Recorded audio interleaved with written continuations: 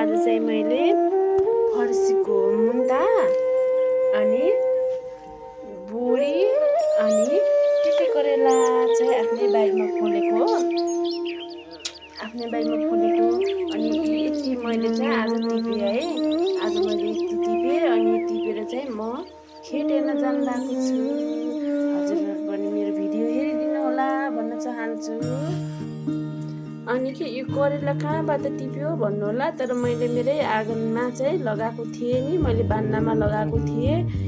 यस्तो झाल हालेको छ कि फल्न पनि फेरि लोकल करेला हो, फेरि ड्रामाका हेर्नु यो छोटा भए पनि तर ड्रामाका लागेको छ कि। अनि यो बोडी र अनि यो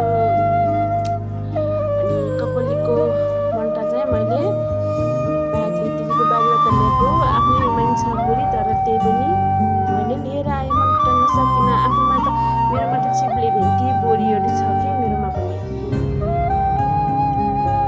अनि म यति देखाउँदै म चाहिँ आज एक दुई हप्ता भएको थियो होला, अनि धान रोपेर छाडेको हेर्न गएको थिएन, म धान हेर्न जान लागेको छु।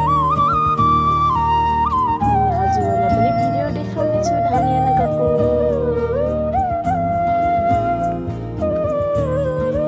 मेरो चाहिँ करेलाको झाल हो है, बान्नामा आँगनको डिलमा बान्नामा लगाएको थिएँ, त्यसैले यस्तो झाल हालेको, तर फल्न चाहिँ एकदम राम्रो फल्यो फेरि। हेलो हेलो, म चाहिँ खेत हेर्न लाग्यो है साथीहरू। हाम्रो मकै हेरिदिनु न, मकै चाहिँ यस्तो लागेको छ कि विकासी मकै।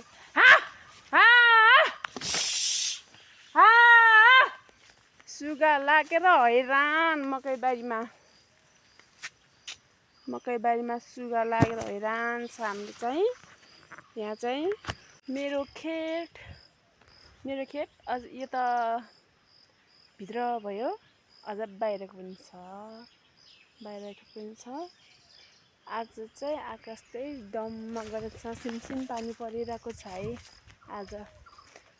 अनि रोपेको बाद त पानी खासै परेको थिएन, फुटेर पाटा कस्तो पो भएको छ।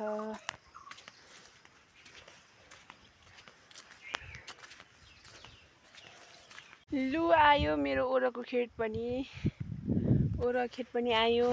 आइपुगेँ म होइन, ओरा खेतमा नि आइपुगेँ।